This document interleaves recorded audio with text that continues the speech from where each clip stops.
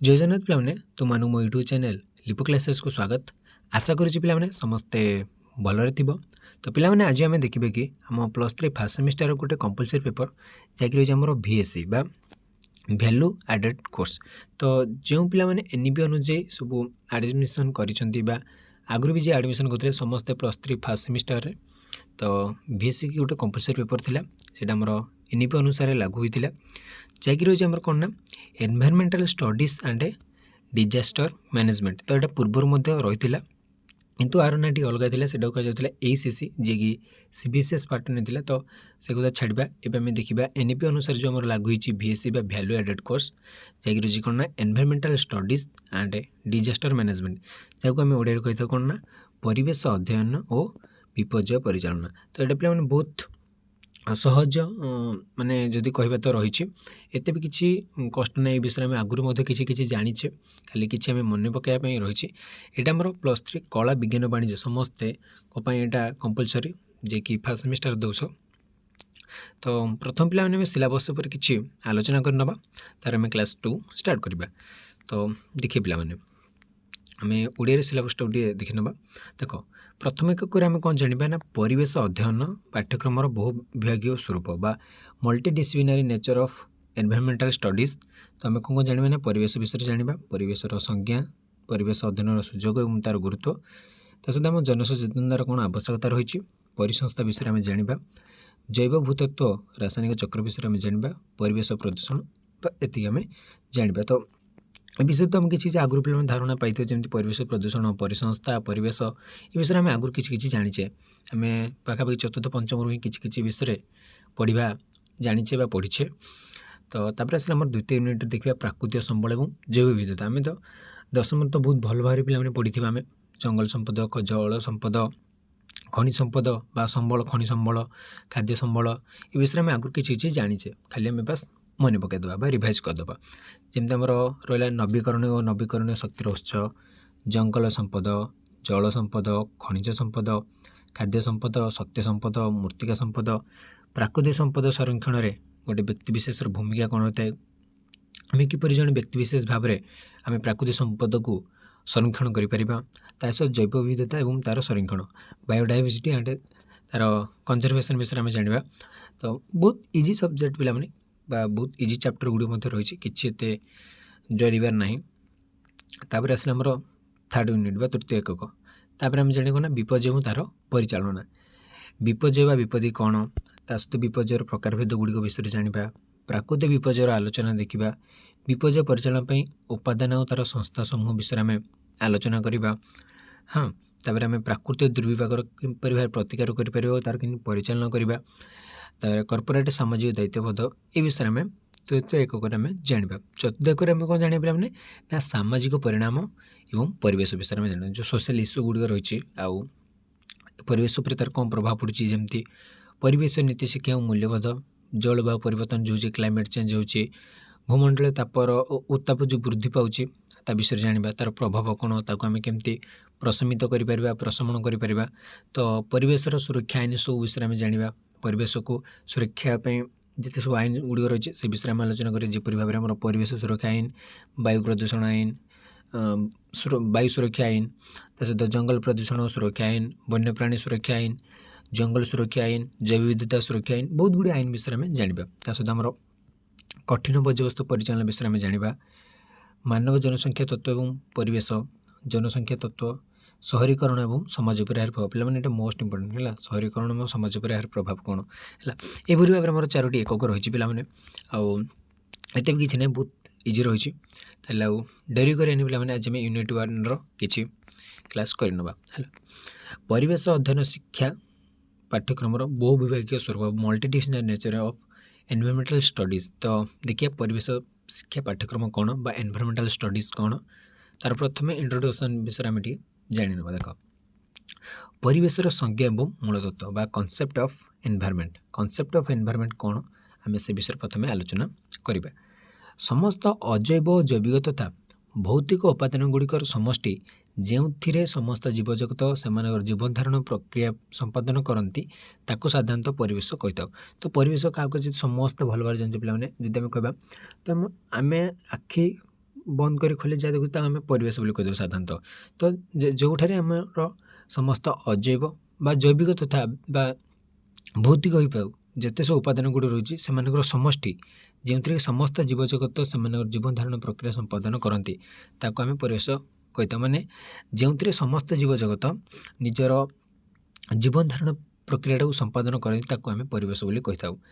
ପରିବେଶ ବିଜ୍ଞାନ ଏକ ନୂତନ ତଥା ଜଟିଳ ବିଜ୍ଞାନ। ଆମେ ଯଦି ଦେଖିବା ପରିବେଶ ବିଜ୍ଞାନ ବା ଏନଭାରମେଣ୍ଟାଲ ସାଇନ୍ସ ଗୋଟେ ନୂତନ ବା ଗୋଟେ ଜଟିଳ ବିଜ୍ଞାନ। ସାଧାରଣ ଭାବେ ଆମର ଚାରିପଟେ ଥିବା ପାରିପାର୍ଶ୍ୱିକ ଅବସ୍ଥାକୁ ହିଁ ପରିବେଶ କୁହାଯାଇପାରେ। ଆମେ ଚାରିପାଖରେ ଆମେ ଯାହା ଦେଖୁଛେ ବା ଆମର ଚାରିପାର୍ଶ୍ୱରେ ଯାହା ଦେଖୁଛେ ଆମେ ତାକୁ ହିଁ ଆମେ ପରିବେଶ ବୋଲି କହିଥାଉ। ତେଣୁ ପରିବେଶ କହିଲେ ଆଲୋକ, ଉତ୍ତାପ, ପାଣି, ପବନ, ମୂର୍ତ୍ତିକା ଇତ୍ୟାଦି ସମସ୍ତ ଉପାଦାନକୁ ବୁଝାଏ। ଯଦି ଆମେ ପରିବେଶ କହିବା, ପରିବେଶରେ ସମସ୍ତେ ଆସନ୍ତି, ଆଲୋକ ଆସେ, ଉତ୍ତାପ ଆସେ, ପାଣି, ପବନ, ମୂର୍ତ୍ତିକା, ଗଛ ଲତା ଯାହା ଦେଖୁଛେ ଆମେ ପିଲାମାନେ ସବୁ ଆସିଥାଏ ଏହି ପରିବେଶ ଭିତରେ। ଜୀବର ଅଭିବୃଦ୍ଧି, ଜୀବନ ଧାରଣ ପ୍ରକ୍ରିୟା, ବଂଶବୃଦ୍ଧି ଇତ୍ୟାଦି ପ୍ରତ୍ୟକ୍ଷ ବା ପରୋକ୍ଷ ଭାବରେ ପରିବେଶ ଦ୍ୱାରା ନିୟନ୍ତ୍ରିତ ହୋଇଥାଏ। ତାହେଲେ କ'ଣ ନା ପରିବେଶ ସର୍ବଦା ଗତିଶୀଳ ପିଲାମାନେ ହେଲା। ତ ଗୋଟେ ଜୀବର ଅଭିବୃଦ୍ଧି ହେଉଛି ଗୋଟେ ଜୀବନ ଧାରଣ ପ୍ରକ୍ରିୟା, ଗୋଟେ ଜୀବର ବଂଶବୃଦ୍ଧି କାହା ଉପରେ ସେ ନିର୍ଭର କରିଥାଏ ସବୁବେଳେ ନା କାହା ଦ୍ୱାରା ନିୟନ୍ତ୍ରିତ ହୋଇଥାଏ ନା ପରିବେଶ ଦ୍ୱାରା ହିଁ ନିୟନ୍ତ୍ରିତ ହୋଇଥାଏ। ଏବେ ଦେଖିବା ସେ ବାଘ ହେଉ, ଭାଲୁ ହେଉ, ମନୁଷ୍ୟ ହେଉ ବା ଯେକୌଣସି ଜୀବ ହେଉ ବା ପିମ୍ପୁଡ଼ିଟି ହେଉ, ତା'ର ବଂଶବୃଦ୍ଧି ବା ତା'ର ଅଭିବୃଦ୍ଧି ବା ତା'ର ଜୀବନ ଧାରଣ ପ୍ରକ୍ରିୟାଟା ସେ ଯେମିତି ହେଲେ ନା କ'ଣ ଯେମିତି ହେଉ ନା କାହିଁକି ସେ ପରିବେଶ ଉପରେ ନିର୍ଭର କରିବାଟା କରେ। ଯେମିତି ଆମେ ଖାଇବା ପାଇଁ ହେଉ ବା ରହିବା ପାଇଁ ହେଉ ବା ଯେକୌଣସି କାର୍ଯ୍ୟରେ ଆମେ ଜଙ୍ଗଲ ବା ପରିବେଶ ଉପରେ ଆମେ ନିର୍ଭର କରିଥାଉ। ଜଙ୍ଗଲ ତ କହିବାନି, ଆମେ ପରିବେଶ ଉପରେ ହିଁ ନିର୍ଭର କରିଥାଉ ହେଲା। ତ ଗୋଟେ କଥା ମନେ ରଖ ପିଲାମାନେ, ପରିବେଶ ସବୁବେଳେ ଗତିଶୀଳ ହେଲା। ସବୁବେଳେ ପରିବେଶ ଠିକ୍ ଏକ ଜାଗାରେ ରହିବ ବୋଲି ଆମେ କହିବାନି। ପରିବେଶ ଆମର କାର୍ଯ୍ୟ ପ୍ରଣାଳୀକି ନେଇକି ପରିବେଶ ଧୀରେ ଧୀରେ କ'ଣ ପରିବର୍ତ୍ତନ ହୋଇଥାଏ। ତ ଜୀବର ପରିବେଶ ସାଧାରଣତଃ ତା'ର ବାସସ୍ଥଳୀକୁ ବୁଝାଇଥାଏ। ଯଦି ଆମେ କହିବା ତାହେଲେ ଆମ ପରିବେଶ କେଉଁଟା ନା ଆମ ଯେଉଁଠି ରହୁଛେ ବା ଆମ ଯେଉଁଟା ବାସସ୍ଥଳୀ ସେଇଟା ହିଁ ସାଧାରଣତଃ ଆମର ପରିବେଶ ବୋଲି କହିଥାଉ। କାରଣ ସେ କ'ଣ ସେ ସ୍ଥାନରେ ଆମର ସମସ୍ତ ସମୟ ବିତେଇଥାଉ, ସେଇଟାକୁ ହିଁ ଆମର ପରିବେଶ ବୋଲି ଆମେ କହିଥାଉ। ଓଷ୍ଟିଙ୍କ ମତ ଅନୁସାରେ ପରିବେଶ ବିଭିନ୍ନ ଜିନିଷକୁ ନେଇ ଗଠିତ। କ'ଣ ନା ପଦାର୍ଥ ବା ମୃତ୍ତିକା ଓ ଜଳ, ଅବସ୍ଥା, ଉତ୍ତାପ ଓ ଆଲୋକ, ବଳ, ପବନ ଓ ମାଧ୍ୟାକର୍ଷଣ, ଜୀବଜଗତ, ଉଦ୍ଭିଦ ଓ ଜୀବଜନ୍ତୁ ଏବଂ ସମୟ। ତ ଏଇ ପାଞ୍ଚଟା ଜିନିଷକୁ ହିଁ ନେଇକି ଆମେ ପରିବେଶ ବୋଲି ଆମର କହିବା। କାରଣ ଦେଖ ଆମର ପଦାର୍ଥ ଯେମିତି ମୃତ୍ତିକା ଜଳ ତ ଆମେ ସବୁଠି ଦେଖିବାକୁ ପାଉଛେ ହେଲା। ଅବସ୍ଥା ଆମର ଉତ୍ତାପ ଏବଂ ଆଲୋକ ଏଗୁଡ଼ିକୁ ନେଇକି ଆମର ପରିବେଶର ଅବସ୍ଥା ଜାଣି ହୁଏ। ଆମର ବଳ, ପବନ ଓ ମାଧ୍ୟାକର୍ଷଣ, ଜୀବଜଗତରେ ଆମେ ସବୁଠି ଉଦ୍ଭିଦ ଏବଂ ଜୀବଜନ୍ତୁକୁ ଦେଖୁଛେ, ଆଉ ସମୟ।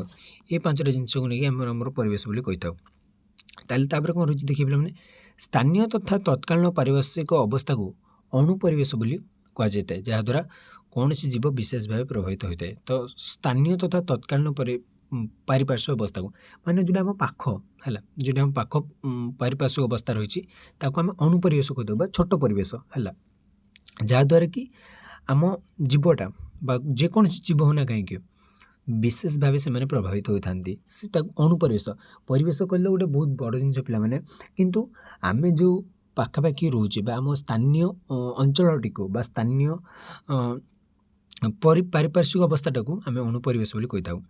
ପରିବେଶ ମାନବ ସମାଜର ବିକାଶ ସହିତ ଅଙ୍ଗାଙ୍ଗୀ ଭାବରେ ଜଡ଼ିତ ପିଲାମାନେ। ପରିବେଶ ନଥିଲେ ନା ଆମ ମାନବ ସମାଜ ଏତେ ବିକଶିତ ହୋଇନଥାନ୍ତା ବା ଆମ ମାନବ ସମାଜ ନଥାନ୍ତା ବି ଆମେ କହିପାରିବା। ମଣିଷ ଆଗରୁ ଚାଷ ବିଷୟରେ କୌଣସି ଧାରଣା ନଥିଲା। ମଣିଷ ଚାଷବାସ କ'ଣ ଜାଣିଥିଲା ପିଲାମାନେ? ସବୁ ସେ ଲଙ୍ଗଳ ହାଇ କାଲି ଗଛର ବକଳଟି ପିନ୍ଧି ମାଛ, କଞ୍ଚା ଫଳ, ତାପରେ କଞ୍ଚା ମାଂସ ଏଇଭଳି ସବୁ ଖାଇକି ସେ ରହୁଥିଲା। ଚାଷବାସ କିଛି ସେ ଜାଣିନଥିଲା। ଜଙ୍ଗଲ ଏଠି ସେଠି ବୁଲି ଖାଦ୍ୟ ସଂଗ୍ରହ କରୁଥିଲା। ସମସ୍ତେ ତ ଜାଣିଛ ପିଲାମାନେ ଆଦିମାନବମାନେ କିପରି ଭାବରେ ନିଜର ଜୀବନ ବିତାଉଥିଲେ। କାଳକ୍ରମେ ମଣିଷ ଶିକାର କରିବା, ମାଛ ଧରିବା, ଖାଦ୍ୟ ସଂସ୍ଥାନ କରିବା ଇତ୍ୟାଦି ବିଷୟରେ ଜ୍ଞାନ ଆହରଣ କରିବାରେ ଲାଗିଲା। ଧୀରେ ଧୀରେ ସେ କ'ଣ ଜାଣିବାକୁ ପାଇଲା ନା କିପରି ଭାବରେ ଶିକାର କରାଯାଏ, କିପରି ଭାବରେ ମାଛ ଧରାଯାଏ, କିପରି ଭାବରେ ଖାଦ୍ୟ ଖୋଜାଯାଏ, ଏ ବିଷୟରେ ସେ ଧୀରେ ଧୀରେ ତା'ର ଜ୍ଞାନ ବଢ଼ିବାରେ ଲାଗିଲା। କୃଷି କାର୍ଯ୍ୟ ପାଇଁ ଜଙ୍ଗଲ ସଫା କରି ଚାଷ ଆରମ୍ଭ କଲା। ଯେତେବେଳେ ଜ୍ଞାନ ବଢ଼ିଲା ସେ ଚାଷ କାର୍ଯ୍ୟ ପ୍ରତି ମଧ୍ୟ ତା'ର ଜ୍ଞାନ ଆସିଲା, କିପରି ଭାବରେ ଚାଷ କରାଯାଏ, କିପରି ଭାବରେ ମଞ୍ଜି ଲଗାଯାଏ ହେଲା। ଏ ବିଷୟରେ ତା'ର ଯେତେବେଳେ ଜ୍ଞାନ ଆସିଲା ସେ ଧୀରେ ଧୀରେ ଚାଷ କରିବାକୁ ଲାଗିଲା। ଚାଷ ପାଇଁ ଜଳର ଆବଶ୍ୟକତା ହେତୁ ନଦୀ ବାନ୍ଧିଲା। ତାପରେ ଦେଖିଲା ଚାଷ ଯଦି କରିବାକୁ ପଡ଼ୁଛି ତାହେଲେ ଜଳର ଆବଶ୍ୟକତା ରହିଛି। ତାହେଲେ ସେ କ'ଣ ନଦୀ ପାଖାପାଖି ଅଞ୍ଚଳ ଗୁଡ଼ିକରେ ବା ନଦୀ ପାର୍ଶ୍ୱରେ ସେ ଚାଷ କାର୍ଯ୍ୟ ଆରମ୍ଭ କରିବାକୁ ପଡ଼ିଲା। ତା ସହିତ ସେ ନଦୀ ବାନ୍ଧିଲା, ଯାହାଫଳରେ କ'ଣ ଜଳ ତାର ଚାଷ ଜମିରେ ଦରକାର ପଡ଼ିଲା। ଏହିପରି ଉପାୟରେ ମଣିଷ ଧୀରେ ଧୀରେ ପରିବେଶ ସହିତ ଓତପ୍ରୋତ ଭାବରେ ଜଡ଼ିତ ହେବାରେ ଲାଗିଲା ଏବଂ ପର୍ଯ୍ୟାୟକ୍ରମେ ପରିବେଶ ତାର ସମସ୍ତ ଦରକାରୀ ଜିନିଷ ଆହରଣ କରିବାରେ ଲାଗିଲା। ତ କେବଳ ଆମେ ନୁହେଁ ପିଲାମାନେ, ବର୍ତ୍ତମାନର ମାନବ ନୁହେଁ, ସେ ଆଦିମାନବ ମଧ୍ୟ ପରିବେଶ ସହିତ ହିଁ ଆସିଛି ବା ପରିବେଶ ହିଁ ତାକୁ ଆଜିର ମାନବରେ ପରିଣତ କରିଛି। ନହେଲେ ଆମେ ଆଜି ନଥାନ୍ତେ, ଯଦି ପରିବେଶ ନଥାନ୍ତା ନା, ଆମେ ଆଜି ବି ନଥାନ୍ତେ ଏଇ ବର୍ତ୍ତମାନର ମାନବ। ତାହେଲେ ସେ ପରିବେଶ ସହିତ ଧୀରେ ଧୀରେ ଧୀରେ ଧୀରେ ନିଜକୁ ଓତପ୍ରୋତ ଭାବରେ ଜଡ଼ିତ କରାଇ ଆଜି ଯାଏଁ ବା ବିଭିନ୍ନ ପ୍ରକାର ଜିନିଷ ତିଆରି କରିବାରେ ସେ ଲାଗିଲା। ତେଣୁ ପରିବେଶ ବିଜ୍ଞାନ ନୂଆ ନୁହେଁ, ଏହା ଅତୀତ ବହୁତ ପୁରୁଣା। ଆମେ ଯଦି କହିବା ପରିବେଶ ବିଜ୍ଞାନ ଗୋଟେ ଜଟିଳ ବିଜ୍ଞାନ ବା ଗୋଟେ ନୂଆ ବିଜ୍ଞାନ, ତାହା ନୁହେଁ ପିଲାମାନେ। ପରିବେଶ ବିଜ୍ଞାନ ଯେଉଁ ଗୋଟେ କ'ଣ ବିଜ୍ଞାନ, ଗୋଟେ ଅତୀତର ବିଜ୍ଞାନ, ଯେଉଁଟାକି ବହୁତ ପୁରୁଣା, ଯେଉଁଟାକି ଆମେ ସେ ବିଷୟରେ ଟିକେ ଜାଣିନଥିଲେ, କିନ୍ତୁ ସେ ବହୁତ ପୁରୁଣା ବିଜ୍ଞାନ। ଆମର ପ୍ରାଚୀନ ଦାର୍ଶନିକ ତଥା ଭାବୁକ ପରିବେଶ ବିଷୟରେ ଅନେକ ତଥ୍ୟ ଯୋଗାଇ ଦେଇଛନ୍ତି। ତଥା ଚରଙ୍କ ମତ ଅନୁସାରେ ମଣିଷ ତଥା ଜୀବଜଗତ ରକ୍ଷଣାବେକ୍ଷଣ ପାଇଁ ପରପୃଷ୍ଠ ଲିଖିତ କେତୋଟି ଉପାଦାନ ନିତାନ୍ତ ଜରୁରୀ। ଦେଖିବା କ'ଣ କ'ଣ ନା, ଆମକୁ ବାୟୁ, ଜଳ, ଦେଶ ଏବଂ କାଳ, ଏଇ ଚାରୋଟି ପିଲାମାନେ ଆମକୁ ନିହାତି ଦରକାର। ଯଦି ଆମେ ଆମ ଜୀବଜଗତରେ ରହୁଛେ ବା ଆମ ଜୀବନ ବଞ୍ଚିବାକୁ ହେଲେ ଏଇ ଚାରୋଟି ଆମକୁ ନିହାତି ଦରକାର, ବାୟୁ, ଜଳ, ଦେଶ ଏବଂ କାଳ। ସେପରି ଖ୍ରୀଷ୍ଟ ଜନ୍ମର ବହୁ ବର୍ଷ ପୂର୍ବରୁ ଗ୍ରୀକ୍ ଦାର୍ଶନିକ ହିପୋକ୍ରେଟ୍ସ ହେଲା, ଯାହାକୁ ମେଡ଼ିସିନର ଜନ୍ମଦାତା ବୋଲି କୁହାଯାଏ କିଏ, ହିପୋକ୍ରେଟ୍ସ, ଓ ତାଙ୍କର ଶିଷ୍ୟ ଆରିଷ୍ଟଟଲ ତାଙ୍କ ଦ୍ୱାରା ପ୍ରଚାରିତ ଦର୍ଶନ ଶାସ୍ତ୍ରରେ ପରିବେଶ ସମ୍ବନ୍ଧୀୟ ତଥ୍ୟ ଉଲ୍ଲେଖ କରିଛନ୍ତି। ତାଙ୍କ ଭାଷାରେ ଜଣେ ଯଦି ମେଡ଼ିସିନ ବିଷୟରେ ଉପଯୁକ୍ତ ତଥ୍ୟ ଜାଣିବାକୁ ଚାହେଁ, ତାହେଲେ ତାକୁ ନିମ୍ନଲିଖିତ କେତୋଟି ବିଷୟରେ ଜ୍ଞାନ ଅର୍ଜନ କରିବାକୁ ପଡ଼ିବ। କ'ଣ କ'ଣ ନା, ପ୍ରକୃତିର ବିଭିନ୍ନ ଋତୁ ଓ ତା'ର ପ୍ରଭାବ ବିଷୟରେ ଜାଣିବାକୁ ପଡ଼ିବ। ଯଦି ଜଣେ ମେଡ଼ିସିନ ବିଷୟରେ ଜାଣିବାକୁ ଚାହୁଁଛି, ପବନ, ଯେମିତି ଥଣ୍ଡା ପବନ ଓ ଗରମ ପବନ, ସେ ବିଷୟରେ ସେ ତା'ର ଜ୍ଞାନ ଅର୍ଜନ କରିବାକୁ ପଡ଼ିବ। ଏବଂ ଜଳ, ତା'ର ଗୁଣ ଏବଂ ତା'ର ପ୍ରଭାବ ବିଷୟରେ ମଧ୍ୟ ତାକୁ ଜାଣିବାକୁ ପଡ଼ିବ। ତାହେଲେ ଯଦି ଆମେ ଦେଖିବା ପିଲାମାନେ, ପରିବେଶକୁ ଯଦି ଆମେ ଦେଖିବା, ସାଧାରଣତଃ ଦୁଇ ଭାଗରେ ଆମେ ବିଭକ୍ତ କରାଯାଇପାରେ। ତ ଏଗୁଡ଼ିକ ଯେଉଁ ପିଲାମାନେ ରହିଲାନି, ଯେଉଁ ପ୍ରକୃତିର ବିଭିନ୍ନ ଋତୁ, ଏଗୁଡ଼ିକ ମାନେ ଗୋଟେ ଗୋଟେ ଦାର୍ଶନିକ ବା ଜଣେ ଜଣେ କ'ଣ ଯେଉଁ ରହିଛନ୍ତି ଆମର ହିପୋକ୍ରେଟ୍ସ, ସେ ଜଣେ ମେଡ଼ିସିନର ଜନ୍ମଦାତା, ସେ ଜଣେ ପରିବେଶକୁ ସେ ଭଲ ଭାବରେ ଜାଣିଛନ୍ତି। ଯଦି ଜଣେ ମେଡ଼ିସିନ ବିଷୟରେ ଜ୍ଞାନ ଅର୍ଜନ କରିବାକୁ ଚାହୁଁଛି, ତାହେଲେ ସେ କ'ଣ କରିବ, ମାନେ ସେ ପ୍ରକୃତିର ବିଭିନ୍ନ ଋତୁ ଓ ତା'ର ପ୍ରଭାବ ବିଷୟରେ ଜାଣିବ। ପବନର ଥଣ୍ଡା ପବନ ଏବଂ ଗରମ ପବନ କ'ଣ, ସେ ବିଷୟରେ ଜ୍ଞାନ ଅର୍ଜନ କରିବ। ଜଳ ବିଷୟରେ ତା'ର ଜ୍ଞାନ ଆହରଣ କରିବ। ତା'ର ଆମେ ଦେଖିବା ପରିବେଶକୁ ଆମେ କେତେ ଭାବରେ ବ୍ୟକ୍ତ କରୁଛେ ନା, ଦୁଇ ଭାଗରେ। ଗୋଟେ ହେଲା ପ୍ରାକୃତିକ ପରିବେଶ, ଆଉ ଗୋଟେ ହେଉଛି ମାନବୀୟ ପରିବେଶ ହେଲା। ଗୋଟେ ନ୍ୟାଚୁରାଲ ଏନଭାରମେଣ୍ଟ, ଆଉ ଗୋଟେ ହେଉଛି ହ୍ୟୁମାନ୍ ଏନଭାରମେଣ୍ଟ। ତ ପ୍ରାକୃତିକ ପରିବେଶ କ'ଣ ପିଲାମାନେ ନା, ବାୟୁମଣ୍ଡଳ, ବାରିମଣ୍ଡଳ ଓ ଜୈବମଣ୍ଡଳ ଇତ୍ୟାଦିକୁ ପ୍ରାକୃତିକ ପରିବେଶ ପର୍ଯ୍ୟାଭୁକ୍ତ କରାଯାଇଥାଏ ହେଲା। ତାପରେ ଏଇସବୁ ଆମେ ପରବର୍ତ୍ତୀ ଅଧ୍ୟାୟରେ ଜାଣିବା।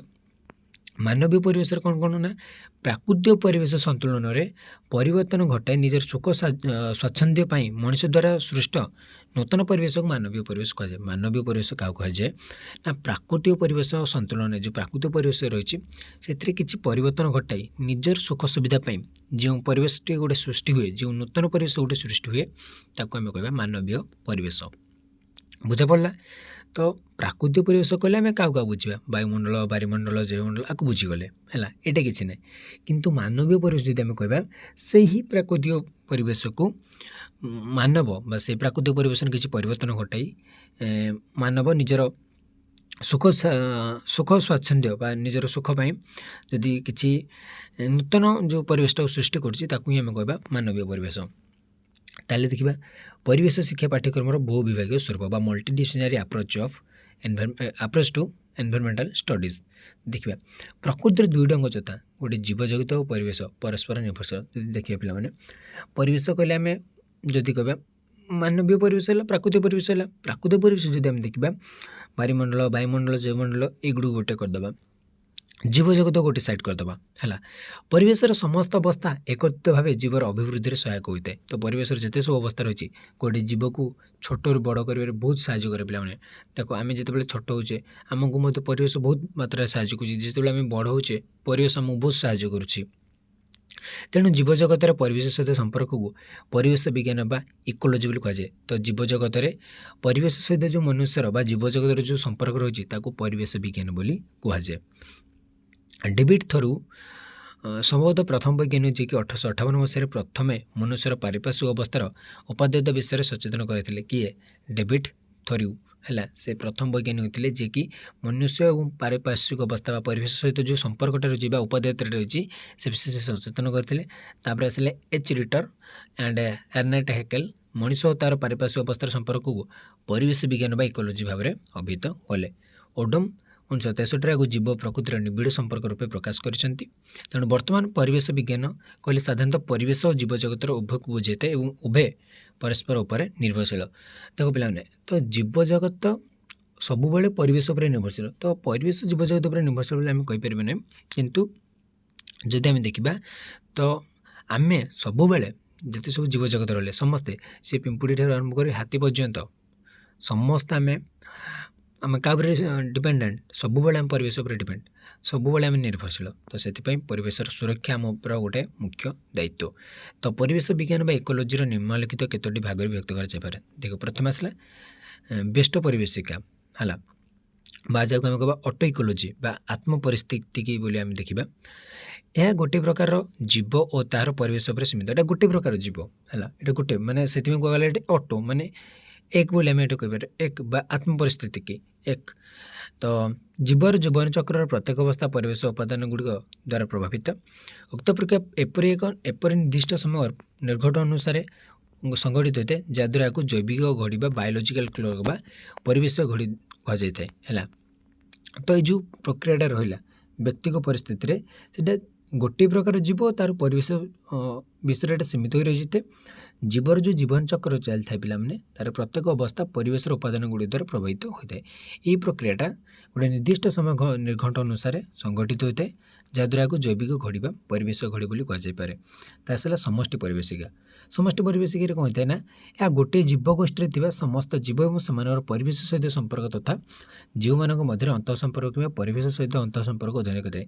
समष्टि परिवेशिकार गोटे जीव गोष्ठी की बुझाए आ व्यस्त जब आम देखा व्यस्त परिवेशिकार गोटे प्रकार जीव और तार सब परिवेश सहित जो संपर्क रोचे से बुझाए। तो आम जो देखिए पे समष्टि परिवेशिका दुई पर्यायभुक्त गोटे हूँ जीव संख्या परिवेश विज्ञान आ गोटे हूँ गोष्ठी परिवेश परिपार्श्व विज्ञान आ तो गोटे दे दीजिए आम जैव गोष्ठी परिवेशिका ये भाव में तीन टा है। तो जीव संख्या परिवेश विज्ञान कहले आम कौन बुझा ना गोटे निर्दिष्ट श्रेणी जीव समष्टि निर्दिष्ट स्थान तथा समय बास करुवा परिवेश मध्य पारिपार्श्विक संपर्क कहुए जीव संख्या परिवेश विज्ञान पे इम्पोर्टाट। गोटे निर्दिष्ट श्रेणी जीव समष्टि निर्दिष्ट स्थान निर्दिष्ट समय बास करुवा परिवेश मध्य जो पारिपार्श्विक संपर्क रही आम कौन कह ना जीव संख्या परिवेश विज्ञान। तो उक्त जीव संख्या गोष्ठी निर्दिष्ट जनगठन जीव संख्या घनता जन्मार मृत्युहार इत्यादि। तो जीव संख्या परिवेश विज्ञान आम कौन बुझा ना गोटे निर्दिष्ट श्रेणी जीव समष्टि गोटे निर्दिष्ट श्रेणी जीव मैंने गोटे निर्दिष्ट स्थान निर्दिष्ट समय बास करुवा परिवेश मध्य जो संपर्क पारिपार्श्विक संपर्क रही है आम बुझा। तो उक्त जीव संख्यार गोष्ठी पपुलेसन निर्दिष्ट जनगठन तांकर घनता जीव संख्यार घनता के अच्छी डेनसीटी के जन्मार मृत्युहार कौन रही है आम बुझा। तापर आसला गोष्ठी परिपार्श्व। गोष्ठी परिपार्श्व कौन रही है पे एक निर्दिष्ट परिवेश परस्पर मध्य संपर्क रखी बंचार विभिन्न प्रकार प्राणी कि उद्भिद कि उभय गोटे निर्दिष्ट परिवेश ये निर्दिष्ट परिवेश ये गोटे निर्दिष्ट श्रेणी जीव ये जीव पर कौन फोकस रख माने जीव संख्या परिवेश विज्ञान ये गोटे निर्दिष्ट श्रेणी जीव समष्टि किंतु ये गोटे निर्दिष्ट परिवेश पर दि जाए से बंची रहा विभिन्न प्रकार प्राणी उद्भिद उभय को आम बुझा। एक प्राकृतिक अंचल एकत्रित भाव में सुसंपर्क और सहबास्थान रक्षा कर समस्त प्राणी उद्भिद उभयंकर एकत्रीकरण जंगल घास पड़िया मरुभूमि और पुष्करणी ये सब प्राकृतिक जैव गोष्ठी अंतर्भुक्त। एगुड़ी कौन प्राकृतिक जैव गोष्ठी जमी आम कहले जंगल घास पड़िया मरुभूमि पुष्करणी है एगुड़ी आम बुझा। तार सारा जैव गोष्ठी परिवेशिका सर्वश्रेणी और जातिर उद्भिद और प्राणी मानकर मुख्य संप्रदाय गोष्ठी है सबू सबु प्रकार जातिर उद्भिद प्राणी मानकर जो संप्रदाय गोष्ठी आम बुझा यहाँ विस्तारित गोष्ठी बोली आम कहीपर है। तार आम देखिए परिसंस्था परिवेशिका इकोसिस्टम इकोलोजी। आवास परिवेशिका प्राणी तथा उद्भिद मानकर प्राकृतिक बासस्थली तो संबंधित तथ्यभित्तिक ज्ञान तथा वन राज्य फरेस्ट अलग मान रही वन जंगल ସମୁଦ୍ରରେ ମଧୁର ଜଳ ତୃଣଭୂମି ଏଗୁଡ଼ିକ ଆମେ କହିବା ଆବାସ ପରିବେଶ ବା ହ୍ୟାବିଟାଟ୍ ଇକୋଲୋଜି ମାନେ ପିଲାମାନେ କାହାର ଗୋଟେ ବାସସ୍ଥଳୀ କିଏ ଜଙ୍ଗଲରେ ରୁହେ, କିଏ ସମୁଦ୍ରରେ ରୁହେ, କିଏ ମଧୁର ଜଳରେ ରୁହେ, କିଏ ତୃଣଭୂମିରେ ରୁହେ, କିଏ କେଉଁଠି ରୁହେ ହେଲା। ତାପରେ ଜିନ୍ ଗୁଣସୂତ୍ର ଅନୁଯାୟୀ ପରିବେଶିକା ପରିବେଶ ଓ ଜିନ୍ର ସମ୍ପର୍କ ସମ୍ବନ୍ଧୀୟ ବିଜ୍ଞାନକୁ ଆମେ କହିବା କ'ଣ ନା ଜିନ୍ ବା ଗୁଣସୂତ୍ର ଅନୁବଂଶୀୟ ପରିବେଶିକା।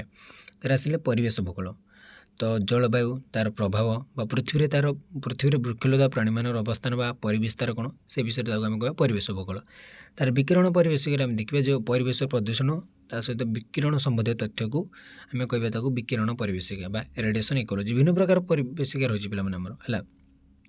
ତାର ଆସିଲା ସଂରକ୍ଷଣ ପରିବେଶିକା ପ୍ରାକୃତିକ ସମ୍ପଦର ରକ୍ଷଣାବେକ୍ଷଣ ସଂରକ୍ଷଣ ଓ ଜୀବନ ଧାରଣ ବା ଜୀବସତ୍ତାର ଚିରନ୍ତନତା ସୁନିଶ୍ଚିତ କରିବା ଲାଗି ଯେଉଁ ପ୍ରାକୃତିକ ସମ୍ବଳ ସୁପ୍ରଦାନ ତ ଏଇଭଳି ଭାବରେ ଆମର ସବୁ କ'ଣ ରହିଛି ନା ପରିବେଶିକା ଗୁଡ଼ିକ ରହିଛି।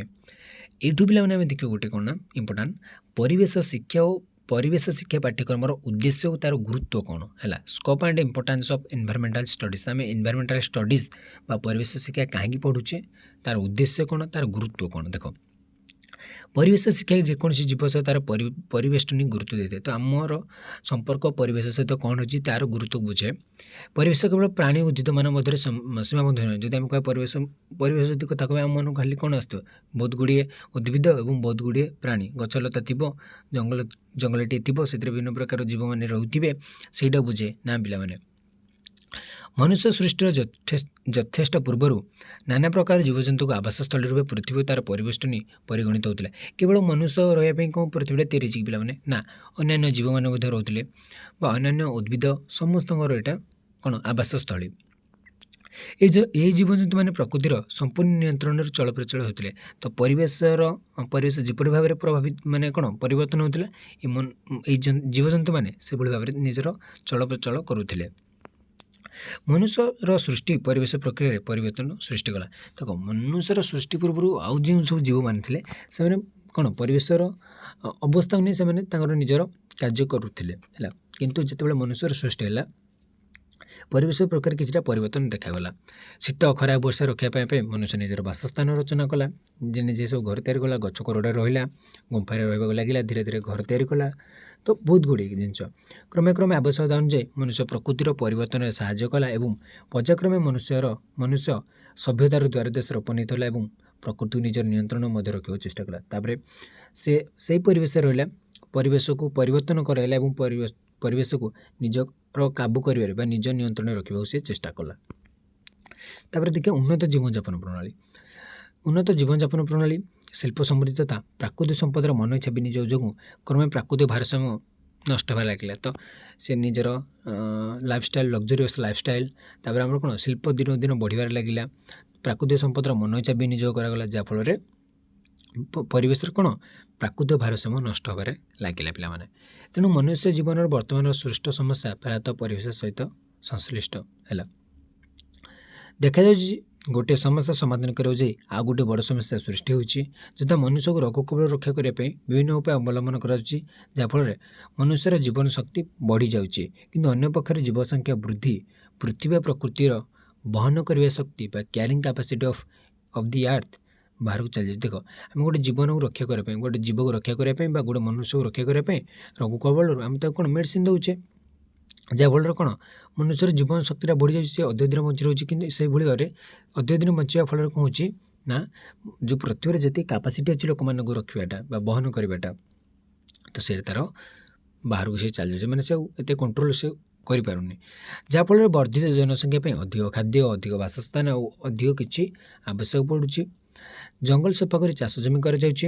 ଜଙ୍ଗଲ ଶକ୍ତି କ୍ଷୟ ହେତୁ ବିଭିନ୍ନ ପ୍ରକାର ପ୍ରାଣୀ ଅପସାରିତ ହେଉଛନ୍ତି ବା ମୃତ୍ୟୁ ମୁଖରେ ପଡ଼ୁଛନ୍ତି। ଆମେ ଦେଖ ପିଲା ସେତେବେଳେ ଜଙ୍ଗଲ ବହୁତ ପରିମାଣରେ ଥିଲା, କିନ୍ତୁ ଏବେ ଜଙ୍ଗଲ ଦେଖିବାକୁ ବହୁତ କମ୍ ମିଳୁଛି, କାରଣ ସେଗୁଡ଼ିକ ଏବେ ଚାଷ ଜମିରେ ପରିଣତ କଲାଣି ବା କେଉଁଠି ଶିଳ୍ପ ପ୍ରତିଷ୍ଠା ହେଲାଣି, କେଉଁଠାରେ ସଡ଼କ ତିଆରି ହେଲାଣି, ତ ବହୁତ ଗୁଡ଼ିଏ, ଯାହାଫଳରେ କି ଏଇଟା ଆମେ ପରେ ବହୁତ ତାର ବଡ଼ ଗୋଟେ ଭୟଙ୍କର ତାର ଦେଖିବା। ଆମେ ଗୃହପାଳିତ ପଶୁମାନଙ୍କ ପାଇଁ ଘାସ ଜମିର ଅଭାବ ଅନୁଭୂତ ହେଲା ତଥା ମରୁଭୂମି ସୃଷ୍ଟିରେ ଆରମ୍ଭ କରି ଜନସଂଖ୍ୟା ବୃଦ୍ଧି, ପ୍ରଦୂଷଣ, ପ୍ରାକୃତିକ ସମ୍ପଦକୁ ବିନିଯୋଗ, ଉନ୍ନତ କୃଷି ପ୍ରଣାଳୀ ଜନିତ ପ୍ରଦୂଷଣ ଇତ୍ୟାଦି ବହୁବିଧ ସମସ୍ୟା ସୃଷ୍ଟି କଲା।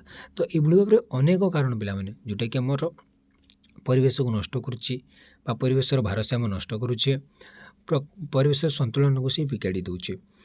ତ ମନୁଷ୍ୟକୁ ଏହି ସମସ୍ୟା ଗୁଡ଼ିକ ପରବର୍ତ୍ତୀ ସମୟରେ ବୁମରା ସଦୃଶ ନିଜର ପ୍ରଭୁତ କ୍ଷତି ସାଧନ ସହିତ ମନୁଷ୍ୟ ସମାଜରେ ବିନାଶ ପ୍ରକ୍ରିୟାରେ ସେଇଟା ସହାୟକ ହେବାକୁ ଲାଗିଲା। ଏଥିଯୋଗୁଁ ପରିବେଶର ଯେଉଁ କ୍ଷତି ସାଧନ ହେଉଛି ତାକୁ ସୁଧାରିବା ସମ୍ପୂର୍ଣ୍ଣ କଷ୍ଟ। ତ ଏଗୁଡ଼ିକ ହେଉଛି ପିଲାମାନେ ଆମର କ'ଣ ଗୁରୁତ୍ୱ। ଆମେ ଏଥିପାଇଁ ହିଁ ଆମେ କ'ଣ ପରିବେଶ ଶିକ୍ଷା ଅଧ୍ୟୟନ କରୁଛୁ। ତ ଯଦି ଆମେ ଦେଖିବା ସେପରି ସଂରକ୍ଷଣ ପରିବେଶିକା, ଯଦି ଆମେ କନଜରଭେସନ୍ ଇକୋଲୋଜି ଆମକୁ ନିମ୍ନଲିଖିତ ବିଷୟରେ ସମୁଚିତ ଜ୍ଞାନ ଆହରଣ କରିବାରେ ସାହାଯ୍ୟ କରିଥାଏ। ଯେପରି ଭାବରେ ପ୍ରାକୃତିକ ପରିସଂସ୍ଥାର ଯଥେଷ୍ଟ ପରିମାଣର ପ୍ରତ୍ୟୟପଣ, ମୃତ୍ତିକା ସଂରକ୍ଷଣ ଉପରେ ଗୁରୁତ୍ୱ, ପୁନଃ ବନୀକରଣ, ବନ୍ୟା ନିୟନ୍ତ୍ରଣ ଏବଂ ବନ୍ୟଜନ୍ତୁ ସଂରକ୍ଷଣ। ତ ଏଭଳି ଭାବରେ ପିଲାମାନେ ଆମକୁ ବହୁତ କିଛି ଜାଣିବାକୁ ଅଛି। ସେଥିପାଇଁ ଆମେ ପରିବେଶ ଶିକ୍ଷା ଅଧ୍ୟୟନ କରିବାକୁ ନିହାତି ଦରକାର। ବିକିରଣ ପରିବେଶିକା ବା ରେଡ଼ିଏସନ୍ ଇକୋଲୋଜି ଆମ୍ଭମାନଙ୍କୁ ବିକିରଣ ତଥା ଏହାର କୁପ୍ରଭାବ ସମ୍ବନ୍ଧରେ ଜ୍ଞାନ ଯୋଗାଇଥାଏ। ତେଣୁ ବର୍ତ୍ତମାନ ପରିସ୍ଥିତିରେ ପରିବେଶ ବିଜ୍ଞାନ ତଥା ପରିବେଶ ଶିକ୍ଷାର ଆବଶ୍ୟକତା ଯଥେଷ୍ଟ ଉପଲବ୍ଧ ଅଛି। ଯଦି ଆମେ ବିକିରଣ ପରିବେଶିକ ବିଷୟରେ ପଢ଼ିବା ତାହେଲେ ଆମେ ଜାଣିପାରିବା ଯେ ବିକିରଣ ଦ୍ୱାରା ଆମର କ'ଣ ଅସୁବିଧା ହେଉଛି ବା କ'ଣ କୁପ୍ରଭାବ ପଡ଼ୁଛି ଆମ ପରିବେଶ ଉପରେ ବା ଆମ ମନୁଷ୍ୟ ସମାଜ ଉପରେ, ତା ବିଷୟରେ ଜାଣିପାରିବା।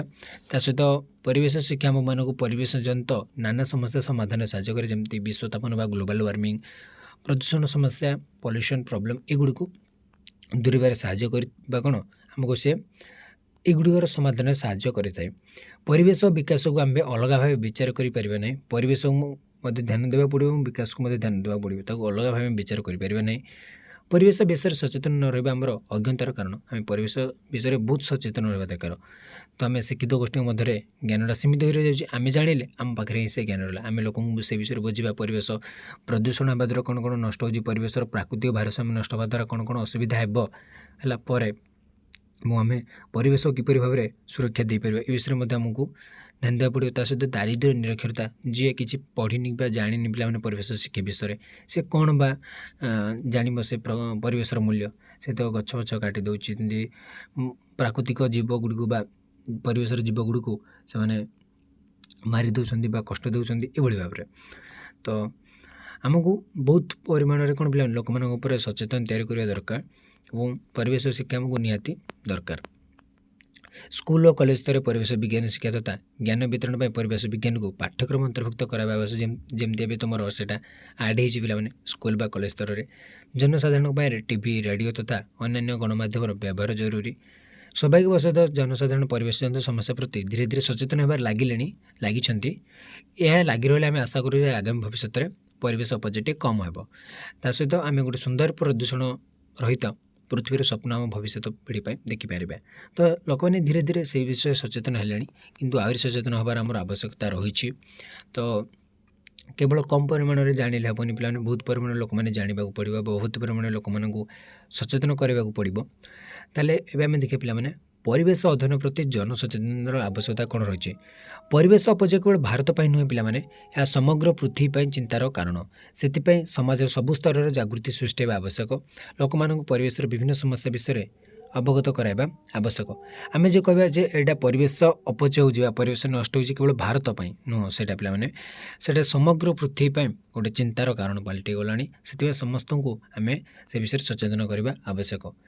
ପରିବେଶ ସଂକ୍ରାନ୍ତରେ ଆମ ମନ ଭିତରେ ଅନେକ ଭ୍ରାନ୍ତ ଧାରଣା ରହିଛି। ସେସବୁ ଭୁଲ ଧାରଣା ଆମ ଅଜ୍ଞତାର କାରଣ। ଆମେ ପରିବେଶକୁ ନେଇକି ବହୁତ ଭୁଲ ଧାରଣା ଆମ ମନରେ ଅଛି, କିନ୍ତୁ ସେଇଗୁଡ଼ିକ ଭୁଲ ଧାରଣା ସେଇଟା ହେଉଛି ଆମ ଅଜ୍ଞତାର କାରଣ। କାରଣ ସେ ବିଷୟରେ ଆମର କିଛି ଜ୍ଞାନ ନାହିଁ। ତ ସେଗୁଡ଼ିକୁ ଆମେ ବାହାର କରିଦେବା ମନରୁ। ଜନସାଧାରଣ ମନରୁ ଭୁଲ ଧାରଣା ଦୂର କରି ପରିବେଶ ବିଷୟରେ ସଠିକ୍ ଜ୍ଞାନ ପହଞ୍ଚାଇବା ପାଇଁ ଆମକୁ ବିଭିନ୍ନ ମାଧ୍ୟମର ବିନିଯୋଗ କରିବା ଦରକାର। ତ କ'ଣ ନା ପିଲାମାନେ ଯେଉଁ ମାନେ କ'ଣ ଜନସାଧାରଣ ମନରେ ଯେଉଁ ସେ ଭୁଲ ଧାରଣା ରହିଛି ତାକୁ ଦୂର କରି ପରିବେଶ ବିଜ୍ଞାନର ବା ପରିବେଶ ବିଷୟରେ ସଠିକ୍ ଜ୍ଞାନ ପହଞ୍ଚାଇବା ହେଉଛି ଆମ ଦାୟିତ୍ୱ। ସ୍କୁଲ ଓ କଲେଜ ଛାତ୍ରମାନଙ୍କ ମଧ୍ୟରେ ଉକ୍ତ ଜ୍ଞାନ ବିତରଣ ପାଇଁ ସ୍କୁଲ ଓ କଲେଜ ସ୍ତରରେ ପରିବେଶ ବିଜ୍ଞାନ ପାଠ୍ୟକ୍ରମ ଅନ୍ତର୍ଭୁକ୍ତ ହେବା ଆବଶ୍ୟକ, ଯେଉଁଟା ତୁମ ପାଇଁ ଏବେ ଅନ୍ତର୍ଭୁକ୍ତ ହୋଇଛି। ତୁମେ ମଧ୍ୟ ପରିବେଶ ବିଜ୍ଞାନ ବିଷୟରେ ଅଧିକ ଜ୍ଞାନ ଆହରଣ କରିବ ଏବଂ ସେଇଟା ତୁମେ ଲୋକମାନଙ୍କ ମଧ୍ୟରେ ଜନସଚେତନତା ସୃଷ୍ଟି କରିବ। ଜନସାଧାରଣଙ୍କ ପାଇଁ ଟିଭି, ରେଡ଼ିଓ, ଖବରକାଗଜ ପରି ଗଣମାଧ୍ୟମକୁ ବ୍ୟବହାର କରାଯିବା ଆବଶ୍ୟକ। ସରକାରୀ କର୍ମଚାରୀ, ରାଜନେତା ଏବଂ ସ୍ୱେଚ୍ଛାସେବୀ ସଂଗଠନର କର୍ମକର୍ତ୍ତାମାନଙ୍କ ପାଇଁ ପ୍ରଶିକ୍ଷଣ କାର୍ଯ୍ୟକ୍ରମ ଯୋଜନା କରାଯିବା ଆବଶ୍ୟକ। ତ ସ୍କୁଲ ପିଲାମାନଙ୍କ ପାଇଁ ତାଙ୍କ ଶିକ୍ଷା ବା ତାଙ୍କ ପରିବେଶ ବିଜ୍ଞାନ ପାଠ୍ୟକ୍ରମକୁ ତାଙ୍କୁ ଅନ୍ତର୍ଭୁକ୍ତ ହେବା ଦରକାର। ଜନସାଧାରଣ ପାଇଁ ଟିଭି, ରେଡ଼ିଓ ମାଧ୍ୟମରେ ସମାଜ ବା ଖବରକାଗଜ ପରି ଗଣମାଧ୍ୟମର ବ୍ୟବହାର କରାଯିବା ଆବଶ୍ୟକ ଏବଂ ବିଭିନ୍ନ ପ୍ରକାର ପ୍ରଶିକ୍ଷଣ କାର୍ଯ୍ୟକ୍ରମ ଦ୍ୱାରା ଆମେ ପରିବେଶ ବିଜ୍ଞାନ ବିଷୟରେ ଜ୍ଞାନ ଦେବା ଆବଶ୍ୟକ। ତ ଜନସଚେତନର ବର୍ତ୍ତମାନ ସ୍ଥିତି କ'ଣ ରହିଛି ଏବେ ହେଲା। ପରିବେଶ ପାଇଁ ଜନଜାଗରଣ ଏକ ଆଧୁନିକ ଚିନ୍ତାଧାରା। ଧୀରେ ଧୀରେ ଜନସାଧାରଣ ପରିବେଶ ଜନିତ ସମସ୍ୟା ପ୍ରତି ସଚେତନ ହେବାରେ ଲାଗିଛନ୍ତି। ଯେଉଁ ପରିବେଶର ଅସୁବିଧା ହେଉଛି ବା ପରିବେଶର ଯେଉଁ ସମସ୍ୟାଟା ହେଇଛି ବା ପରିବେଶର ଯେଉଁ ଦିନକୁ ଦିନ ଯେଉଁ ତା'ର ଭାରସାମ୍ୟ ନଷ୍ଟ ହେବାରେ ଲାଗିଛି ସେ ବିଷୟରେ ଲୋକମାନେ ସଚେତନ ହେବାରେ ଲାଗିଲେଣି। ପୂର୍ବ ପରିବେଶ କହିଲେ ଆମେ ପରିବେଶର ଭୌତିକ, ରାସାୟନିକ ଓ ଜୈବିକ ଦିଗ ବିଷୟ ବୁଝୁଥିଲେ। ଯଦି ପୂର୍ବରୁ କିଏ ପରିବେଶ କହିଲା ଆମକୁ 2-3ଟା ଜିନିଷ ହେଇଗଲା ମାନେ ପରିବେଶର ଯେଉଁ ଭୌତିକ ଉପାଦାନ ଗୁଡ଼ିକ ବା ରାସାୟନିକ ଉପାଦାନ ଗୁଡ଼ିକ ବା ଜୈବିକ ଉପାଦାନ ଗୁଡ଼ିକ ଅଛି ସେଗୁଡ଼ିକୁ ଆମେ ବୁଝୁଥିଲେ। କିନ୍ତୁ ଏବେ ଆମେ ଯଦି ପରିବେଶ କହିବା ବୋଲେ ସେଇଟା ମନୁଷ୍ୟକୃତ, ସାମାଜିକ, ସାଂସ୍କୃତିକ, ଅର୍ଥନୈତିକ ଓ ଶୈଳ୍ପିକ ଦିଗ ବିଷୟକୁ ବିଚାରକୁ ଆମେ ନେଉଛେ। ଏ ସମସ୍ତ ଦିଗ ପରସ୍ପର ସହିତ ସଂଶ୍ଳିଷ୍ଟ, ତେଣୁ ଆମେ କୌଣସି ଗୋଟିଏ ବିଷୟକୁ ଅଲଗା ଭାବେ ବିଚାର କରିପାରିବା ନାହିଁ। ପରିବେଶ ସଂକ୍ରାନ୍ତୀୟ ସଚେତନତା ସୃଷ୍ଟି ପାଇଁ ସରକାର 1950 ମସିହା ଠାରୁ ଉଦ୍ୟମ କରିଆସୁଛନ୍ତି ହେଲା। ସରକାର ମଧ୍ୟ ଉଦ୍ୟମ କରିଆସୁଛନ୍ତି, କିନ୍ତୁ ସେଇଟା ଲୋକମାନଙ୍କ ମଧ୍ୟରେ ଜନସାଧାରଣ ମନରେ ସେ ସଚେତନତା ନ ଆସିଲା ବା ସେମାନେ ସଚେତନ ନହେଲେ ତ ସରକାର ମଧ୍ୟ କ'ଣ କରିପାରିବେ ପିଲାମାନେ। ତ ସେଥିପାଇଁ ଆମକୁ ସଚେତନ ହେବାକୁ ପଡ଼ିବ। ତ ଅଜ୍ଞତାର କାରଣ କ'ଣ, ମାନେ ଲୋକମାନେ କ'ଣ ପାଇଁ ଜାଣିପାରନ୍ତି ବା ଇଗ୍ନୋର ତାକୁ କରୁଛନ୍ତି ପରିବେଶ ସମସ୍ୟାକୁ। ତ ଦେଖ, ଶିକ୍ଷିତ ଗୋଷ୍ଠୀଙ୍କ ମଧ୍ୟରେ ସୀମିତ ଜ୍ଞାନ। ଶିକ୍ଷିତ ଗୋଷ୍ଠୀ ମାନେ କ'ଣ, ଯଦି ଆମେ ଏଇଟା ପାଠଟା ପଢ଼ିଲେ ପରିବେଶ ଶିକ୍ଷା ମାଧ୍ୟମରେ ଯେଉଁ ଜ୍ଞାନଟା ପାଇଲେ ଏଇଟା ଆମେ ହିଁ ଜାଣିଲେ, ଆମେ ଅନ୍ୟକୁ ଜଣେଇଲେ ନାହିଁ, ତାହେଲେ ଏଇଟା ଆମ ମଧ୍ୟରେ ହିଁ ଜ୍ଞାନଟା ରହିଗଲା। ଗାଁ ଗହଳିର ସାଧାରଣ ଜନତା ପରିବେଶ ଜନିତ ସମସ୍ୟା ବିଷୟରେ ଅଜ୍ଞ। ଗାଁ ଗହଳି ଲୋକମାନେ ତ କିଏ କିଛି ଜାଣିନାହାନ୍ତି ପରିବେଶ ମାନେ କ'ଣ, ପରିବେଶରେ କ'ଣ କ'ଣ ଅସୁବିଧା ହେଉଛି। ହଁ, ଆମେ ଗଛ କାଟି ଦେଉଛୁ, ଆଣିକି ଘରେ ଚୁଲି ଜାଳି ଦେଉଛୁ ବା ଘର ତିଆରି କରିଦେଉଛୁ ବା ଯେକୌଣସି କାର୍ଯ୍ୟରେ ଆମେ ଲଗାଇ ଦେଉଛୁ। କାରଣ ପରିବେଶ ଜନିତ ସମସ୍ୟା ସହର ଶିକ୍ଷିତ ଗୋଷ୍ଠୀ ଏବଂ ପରିବେଶ ସମ୍ବନ୍ଧୀୟ ଯୋଜନା ପରିଚାଳନା କରୁଥିବା ବ୍ୟକ୍ତିମାନଙ୍କ ମଧ୍ୟରେ ସୀମିତ। ସେଇଟା ଯିଏ ପରିବେଶକୁ ନେଇକି ଯିଏ କାର୍ଯ୍ୟ କରୁଛି ବା ସହରରେ ଯେଉଁ ଶିକ୍ଷିତ ଗୋଷ୍ଠୀ ଅଛନ୍ତି ସେମାନେ ହିଁ ଜାଣିଛନ୍ତି, କିନ୍ତୁ ଗାଁ ଗହଳିରେ ଯେଉଁ ସାଧାରଣ ଜନତା ଅଛନ୍ତି ପିଲାମାନେ, ସେମାନେ ପରିବେଶ ଶିକ୍ଷା କଲେ କିଛି ବୁଝନ୍ତି ନାହିଁ। ପରିବେଶ ବିଷୟରେ ଶିକ୍ଷାଯୋଗ୍ୟ ପୁସ୍ତକ ସାଧାରଣ ଜନତାଙ୍କ ପାଖରେ ପହଞ୍ଚି ନାହିଁ, କିନ୍ତୁ ସେଇଟା ଆମ ଦାୟିତ୍ୱ ଆମେ ତାଙ୍କୁ ପହଞ୍ଚାଇବା, ତାଙ୍କୁ ସେ ବିଷୟରେ ଆମକୁ କିଛି ଜ୍ଞାନ ଦେବା। ଦାରିଦ୍ର୍ୟ ଓ ନିରକ୍ଷରତା। ପୃଥିବୀର ବିକାଶଶୀଳ ଦେଶମାନଙ୍କରେ ଦାରିଦ୍ର୍ୟ ଏବଂ ନିରକ୍ଷରତା ପରିବେଶ ସମ୍ପର୍କିତ ଅଜ୍ଞତାର ମୁଖ୍ୟ କାରଣ। ସେଠାରେ ଲୋକମାନେ ନିଜର ଦୈନନ୍ଦିନ ଆବଶ୍ୟକତା ପୂରଣ କରିବାରେ ସବୁ ସମୟ ବ୍ୟୟ କରନ୍ତି ହେଲା।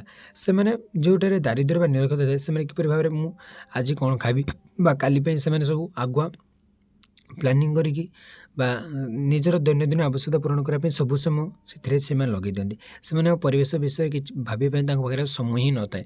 ସାମାଜିକ ସମସ୍ୟା ବିଷୟ ବୁଝିବା ପାଇଁ ସେମାନଙ୍କ ପାଖରେ ସମୟ ନଥାଏ। ତ ସେଥିପାଇଁ ସେଇଠି ମଧ୍ୟ ଆମର କ'ଣ ଅସୁବିଧା ହୋଇଥାଏ ପରିବେଶକୁ ବା ପରିବେଶ ଶିକ୍ଷାର, ସେମାନେ ସେଥିପାଇଁ ସେ ଅଜ୍ଞତା ଥାନ୍ତି। ତା ସହିତ ଉନ୍ନୟନ କାର୍ଯ୍ୟ ଏବଂ ପରିବେଶ କ୍ଷୟ।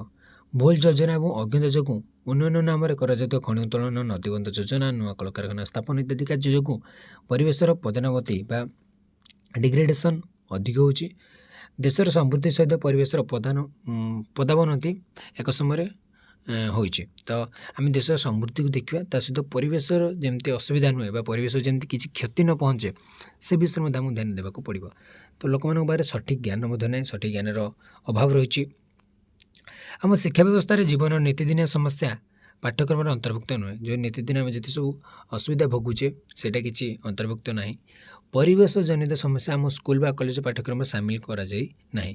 ଏହା ବ୍ୟତୀତ ଅନ୍ୟ କେତେକ କାରଣ ଯୋଗୁଁ ପରିବେଶ ବିଷୟରେ ଆମର ଅଜ୍ଞତା, ଯେମିତି ଆୟୁର୍ବିଜ୍ଞାନ, କୃଷି ବିଜ୍ଞାନ, ଯାନ୍ତ୍ରିକ ପାଠ୍ୟକ୍ରମ, ଅର୍ଥଶାସ୍ତ୍ର ଇତ୍ୟାଦି ପାଠ୍ୟକ୍ରମରେ ପରିବେଶ ବିଜ୍ଞାନ ବିଷୟକୁ ସାମିଲ କରାଯାଇପାରେ। ଆମେ ଆୟୁର୍ବେଦିକ ମେଡ଼ିସିନ ବିଷୟରେ ପଢ଼ୁଛେ, ଆମେ ଏଗ୍ରିକଲଚର ବିଷୟରେ ପଢ଼ୁଛେ, ଆମେ ଇଞ୍ଜିନିୟରିଂ ପାଠ୍ୟକ୍ରମ ପଢ଼ୁଛେ, ଆମେ ଇକୋନୋମିକ୍ସ ବିଷୟରେ ବା ଅର୍ଥଶାସ୍ତ୍ର ବିଷୟରେ ଜାଣୁଛେ, କିନ୍ତୁ ଆମକୁ ପରିବେଶ ବିଜ୍ଞାନ ବା ଇକୋଲୋଜି ବିଷୟରେ ଆମକୁ କିଛି ଜ୍ଞାନ ନାହିଁ ବା ସେ ବିଜ୍ଞାନ ବିଷୟକୁ ସାମିଲ କରାଯାଏ ନାହିଁ। ଯୋଜନା ପ୍ରସ୍ତୁତିକାରୀ, ରାଜନେତା, ସରକାରୀ କର୍ମଚାରୀମାନଙ୍କର ଅପରିଣାମଦର୍ଶିତା ଯୋଗୁଁ ଯୋଜନା ପ୍ରସ୍ତୁତ କଲାବେଳେ ପରିବେଶ ଉପରେ ଯୋଜନାର କୁପରିଣାମ ବିଷୟ ଚିନ୍ତା କରିପାରନ୍ତି ନାହିଁ। ସେମାନେ ପରିବେଶର କ'ଣ ଅସୁବିଧା ହେବ ସେମାନେ ଚିନ୍ତା କରନ୍ତି ନାହିଁ। ଫଳସ୍ୱରୂପ ଯୋଜନା କାର୍ଯ୍ୟକାରୀ ହେବା ପରେ ଏହା ଅନେକ ପ୍ରକାର ପରିବେଶ ଜନିତ ସମସ୍ୟା ସୃଷ୍ଟି କରିଥାଏ ହେଲା। ତ ଯେମିତି ବେପାର ବା କାରଖାନା ସ୍ଥାପନ କରୁଥିବା ଅନେକ ବ୍ୟକ୍ତି ନିଜର ଲାଭ ବିଷୟ ଚିନ୍ତା କରନ୍ତି କିପରି ଭାବରେ ମୁଁ ବହୁତ ବଡ଼ ଗୋଟେ କଳକାରଖାନା ସ୍ଥାପନ କରିଦେବି ଏବଂ ବହୁତ ଗୁଡ଼ିଏ ଟଙ୍କା ମୁଁ ଅର୍ଜନ କରିଦେବି, କିନ୍ତୁ ସେଇ ଟଙ୍କା ଅର୍ଜନ କିଛି ଲାଭ ନ ପିଲା ଯଦି ପରିବେଶ ଥରେ ନଷ୍ଟ ହେଇଗଲା ନା ତାକୁ ଫେରି ପାଇବାଟା ବହୁତ କଷ୍ଟ। ସେମାନେ ପରିବେଶ ବିଷୟ ଆଦୌ ଚିନ୍ତା କରନ୍ତି ନାହିଁ। ସେମାନଙ୍କର ପରିବେଶ ଏବଂ ସମାଜ ପ୍ରତି ସମ୍ମାନ ନାହିଁ। ସେମାନେ ସମାଜ ବା ପରିବେଶ ବିଷୟରେ କିଛି ନାହିଁ, ଖାଲି ଟଙ୍କା ଅର୍ଜନଟା ହିଁ ତାଙ୍କ ପାଇଁ ମୁଖ୍ୟ ଧାରଣା ବା ମୁଖ୍ୟ ଲକ୍ଷ୍ୟ। ସେଥିପାଇଁ ଅନେକ ରାସାୟନିକ କାରଖାନା ସେମାନଙ୍କର ବିଷାକ୍ତ ବର୍ଜ୍ୟବସ୍ତୁ ସିଧାସଳଖ କେତେକ ନିକଟସ୍ଥ ନଦୀକୁ ନିଷ୍କାସନ କରୁଛନ୍ତି, ଯାହାଫଳରେ କ'ଣ ଜଳ ପ୍ରଦୂଷଣ, ବାୟୁ ପ୍ରଦୂଷଣ, ମୂର୍ତ୍ତିକା ପ୍ରଦୂଷଣ, ଅନେକ ପ୍ରଦୂଷଣ ଆମକୁ ଦେଖିବାକୁ ମିଳୁଛି। ସେଇଟା ଜଣେ ପିଲାମାନେ ଗୋଟେ ଭୁଲ କଲେ କିନ୍ତୁ ସମସ୍ତେ ସେଇଟା ଆମେ ସାରା ମନୁଷ୍ୟ ସମାଜ ବା ସାରା ପରିବେଶ ସେଇଟା ଭୋଗୁଛି। କେତୋଟି ସାଧାରଣ ଭୁଲ ଧାରଣା। ଅନ୍ଧବିଶ୍ୱାସ ଓ ଭୁଲ ଧାରଣାର କାରଣ ହେଉଛି ଅଜ୍ଞତା। ସେଭଳି କେତୋଟି ହେଉଛି ଯେମିତି ଦେଖ, ଈଶ୍ୱରଙ୍କ ଅଭିଶାପ ଯୋଗୁଁ ରୋଗ ସୃଷ୍ଟି ହୁଏ, ଜୀବାଣୁଙ୍କ ସଂକ୍ରମଣଙ୍କ ଯୋଗୁଁ ନୁହେଁ। ଲୋକମାନେ କହୁଛନ୍ତି ହଁ ଈଶ୍ୱରଙ୍କର କିଛି ଅଭିଶାପ ତ ଥିବ ନା ସେଥିପାଇଁ ମୋତେ ରୋଗ ହେଲା, କିନ୍ତୁ ସେମାନେ ଜାଣନ୍ତି କିଛି ଜୀବାଣୁ ବା କିଛି ସେ ଯେଉଁ ପରିବେଶର ପ୍ରଦୂଷଣ ଯୋଗୁଁ ରୋଗ ସୃଷ୍ଟି ହେଉଛି ସେ ବିଷୟରେ କିଛି କାହାର ଜ୍ଞାନ ନାହିଁ। ସମସ୍ତେ ଖାଲି ଜାଣୁଛନ୍ତି ଏଇଟା ଈଶ୍ୱରଙ୍କର ଅଭିଶାପ ଯୋଗୁଁ ହିଁ ରୋଗଟା ସୃଷ୍ଟି ହେଉଛି। ମଣିଷ କରିଥିବା ପାପର ଫଳସ୍ୱରୂପ ବନ୍ୟା, ବାତ୍ୟା, ଦୁର୍ଭିକ୍ଷ ଆଦି ଈଶ୍ୱରଙ୍କ ଅଭିଶାପ ରହୁଛି, କିନ୍ତୁ ସେମାନେ ଜାଣନ୍ତି ଆମେ ଯେଉଁ ପ୍ରାକୃତିକ ପରିବେଶକୁ ନଷ୍ଟ କରିଦେଉଛେ ବା ବିଭିନ୍ନ ପ୍ରକାର ମନୁଷ୍ୟ ଯେତେ ସବୁ କାର୍ଯ୍ୟଗୁଡ଼ିକ କରୁଛି ଯାହାଫଳରେ ପରିବେଶ ନଷ୍ଟ ହେଉଛି ସେଇଟାକୁ କିଏ ଧ୍ୟାନ ଦେଉନାହାନ୍ତି ପିଲାମାନେ, ସେଇଟା ଈଶ୍ୱରଙ୍କ ଅଭିଶାପ ସେ ବିଷୟରେ ଖାଲି ସେମାନେ ରହିଯାଇଛନ୍ତି। ଇନ୍ଦ୍ର ଦେବତାଙ୍କର କୃପାରୁ ବର୍ଷା ହେଉଛି, କିନ୍ତୁ ସେମାନେ ଜାଣନ୍ତି ଯେ ଯେତେବେଳେ ଆମେ ପରିବେଶ ନଷ୍ଟ କରୁଛେ ବା ଜଙ୍ଗଲ କାଟି ଦେଉଛେ ଯାହାଫଳରେ କ'ଣ ବର୍ଷା କ'ଣ ହେଉନଥାଏ। ତ ଜଙ୍ଗଲ କ୍ଷୟର ଅନ୍ୟତମ କାରଣ ହେଉଛି କଳକାରଖାନା ପ୍ରତିଷ୍ଠା ଏବଂ ସହରର ବୃଦ୍ଧି, କିନ୍ତୁ ଜଙ୍ଗଲ କ୍ଷୟର ଅନ୍ୟ ଏକ କାରଣ ଗ୍ରାମାଞ୍ଚଳ ଲୋକମାନଙ୍କର ଜାଳେଣୀ ସମସ୍ୟା। ଜାଳେଣୀ ପାଇଁ ଲୋକମାନେ କ'ଣ ଗ୍ରାମାଞ୍ଚଳ ଲୋକମାନେ ଜଙ୍ଗଲ ସଫା କରୁଛନ୍ତି, କିନ୍ତୁ ନୂତନ ଜଙ୍ଗଲ ସୃଷ୍ଟି ପାଇଁ ସେମାନେ ଚେଷ୍ଟା କରୁନାହାନ୍ତି। ଗଛ କାଟୁଛନ୍ତି କିନ୍ତୁ ଗଛ ଗୋଟିଏ ମଧ୍ୟ ଲଗାଉ ନାହାନ୍ତି। ଏଭଳି ଭାବରେ ଅନେକ ଗୁଡ଼ିଏ କାରଣ ରହିଛି ପିଲାମାନେ, ଯାହାଫଳରେ ଲୋକମାନେ କ'ଣ ସଚେତନ ନାହାନ୍ତି। ତ ପରିବେଶ ପରିଚାଳନା ପାଇଁ ଜନସଚେତନତାର ଆବଶ୍ୟକତା ଆମକୁ ନିହାତି ଦରକାର। ପିଲାମାନେ ଦେଖ, ଚୀନ ଦେଶରେ ଏକ ଲୋକକଥା ଅଛି ଯେ ଯଦି ତୁମେ ଗୋଟିଏ ବର୍ଷ ପାଇଁ ଯୋଜନା କରୁଛ ଧାନ ଚାଷ କର, ଯଦି ତୁମେ 10 ବର୍ଷ ପାଇଁ ଯୋଜନା କରୁଛ ଗଛ ଲଗାଅ, ଯଦି ତୁମେ 100 ବର୍ଷ ପାଇଁ ଯୋଜନା କରୁଛ ଲୋକଙ୍କୁ ଶିକ୍ଷିତ କର। ତ এইটা ହେଉଛି ଚାଇନାର ଗୋଟେ ଲୋକକଥା। ପରିବେଶ ପରିଚାଳନା ପାଇଁ ଆମେ ଏହି ପ୍ରବାଦକୁ ଅନୁସରଣ କରିବା ଆବଶ୍ୟକ। ଲୋକମାନଙ୍କୁ ଆମେ ପ୍ରଥମେ ଶିକ୍ଷିତ କରିବା, ତାପରେ ଆମେ ପରିବେଶ ବିଷୟରେ ତାଙ୍କୁ ବୁଝାଇବା, ପରିବେଶ ବିଜ୍ଞାନ କ'ଣ ପାଇଁ ଆମକୁ ଦରକାର ସେ ବିଷୟରେ ଆମକୁ ଧ୍ୟାନ ଦେବାକୁ ପଡ଼ିବ। ପରିବେଶ ସମ୍ବନ୍ଧୀୟ ଚାଞ୍ଚଲ୍ୟକର ଖବରକାଗଜ ପ୍ରଥମ ପୃଷ୍ଠାରେ ପ୍ରକାଶିତ ହେଉଛି, କିନ୍ତୁ ଏହିସବୁ ପ୍ରକାର ଖବର ଦ୍ୱାରା ସାଧାରଣ ଜନତା ବିଶେଷ ପ୍ରଭାବିତ ନୁହନ୍ତି। ସେଥିପାଇଁ ପରିବେଶ ସମ୍ପର୍କିତ ଖବର ପ୍ରକାଶନ ବେଳେ ସମ୍ବାଦ ପ୍ରସାରଣର ଭାବ ଏବଂ ଭାଷା ଏପରି ହେବା ଉଚିତ ଯାହା ସାଧାରଣ ମଣିଷର ମନକୁ ସ୍ପର୍ଶ କରିବ। ଏଭଳି ଭାବରେ ଆମେ ଖବରକାଗଜରେ ପରିବେଶ ଜନିତ ସମସ୍ୟାଗୁଡ଼ିକୁ ଉପସ୍ଥାପିତ କରିବା, ଯାହାଫଳରେ ଲୋକର ଗୋଟେ ହୃଦୟଟା ପରିବର୍ତ୍ତନ ହେବ। ହଁ ପରିବେଶ ଆମ ପାଇଁ ଏତେ ଗୁରୁତ୍ୱପୂର୍ଣ୍ଣ, ଏତେ ଦରକାରୀ, ତାର ଆମେ ଟିକେ କ'ଣ ତାର ଗୁରୁତ୍ୱ ନେବା ଦରକାର ବା ତାକୁ ଗୁରୁତ୍ୱ ଦେବା ଦରକାର ବୋଲି ମନୁଷ୍ୟର ମନ ଗୋଟେ ଆସିବ ହେଲା। ସାଧାରଣ ମଣିଷର ମୌଳିକ ଆବଶ୍ୟକତା ଯେମିତି ଖାଦ୍ୟ, ବସ୍ତ୍ର, ବାସଗୃହ ଏବଂ ଆମୋଦ ପ୍ରମୋଦ ସହିତ ପରିବେଶ ସମସ୍ୟାର ସମ୍ପର୍କ ଲୋକମାନଙ୍କୁ ଠିକ୍ ଭାବରେ ବୁଝାଇ ପାରିଲେ ପରିବେଶ ପରିଚାଳନାଟେ ସାହାଯ୍ୟରେ ବା ସହଜରେ ହୋଇପାରିବ ହେଲା। ଏବେ ଦେଖିବେ ପିଲାମାନେ ଆମେ କୃଷି ଉତ୍ପାଦନ ସମ୍ପର୍କିତ ପରିବେଶ ପରିଚାଳନା। ଦେଖ, ମାନବ ସଭ୍ୟତାର ବିବର୍ତ୍ତନ ଓ କୃଷି କାର୍ଯ୍ୟର ପ୍ରମୁଖ ଭୂମିକା ରହିଛି। ଆଜି ପରିବେଶବିତ୍ମାନଙ୍କର ସବୁଠାରୁ ଚିନ୍ତାର ବିଷୟ ହେଉଛି ଜଙ୍ଗଲ ଭୂମିର ହ୍ରାସ ଏବଂ କୃଷି ଭୂମିର ପରିମାଣ ବୃଦ୍ଧି। ଦେଖ, ଏବେ ଯେଉଁ ପରିବେଶବିତ୍ମାନେ ଅଛନ୍ତି ସେମାନଙ୍କର ଗୋଟେ ମୁଖ୍ୟ ଚିନ୍ତାର ବିଷୟ ହେଉଛି ପିଲାମାନେ କ'ଣ ଜାଣିଛନ୍ତି? ଜଙ୍ଗଲ ଭୂମିର ହ୍ରାସ, ଜଙ୍ଗଲ ଦିନକୁ ଦିନ କମିବାରେ ଲାଗିଛି ଏବଂ ଚାଷ ଜମି ବଢ଼ିବାରେ ଲାଗିଛି। ତ ଚାଷ ଜମି ଯେଉଁ ବଢ଼ିବାରେ ଲାଗିଛି କ'ଣ ନା ସେ ଜଙ୍ଗଲଟା କାଟିବା ଦ୍ୱାରା ଚାଷ ଜମିଟିଏ ତିଆରି ହେଉଛି। ଭାରତବର୍ଷରେ ଏବେ 145 ମିଲିୟନ ହେକ୍ଟର ଚାଷ ଜମି ଥିବାବେଳେ ସଂରକ୍ଷିତ ଜଙ୍ଗଲ ଅଞ୍ଚଳ ପ୍ରାୟ ମାତ୍ର 35 ମିଲିୟନ ହେକ୍ଟର ହେଲା। ଜନସଂଖ୍ୟା ବୃଦ୍ଧି ଯୋଗୁଁ ଅନେକ ଜଙ୍ଗଲ ଜମି କୃଷି କ୍ଷେତ୍ରରେ ପରିଣତ ହେଉଛି, ଯାହାଫଳରେ କୃଷି କ୍ଷେତ୍ର ଏବଂ ଜଙ୍ଗଲ ଭୂମି ମଧ୍ୟରେ ସନ୍ତୁଳନ ବାଧାପ୍ରାପ୍ତ ହେଉଛି।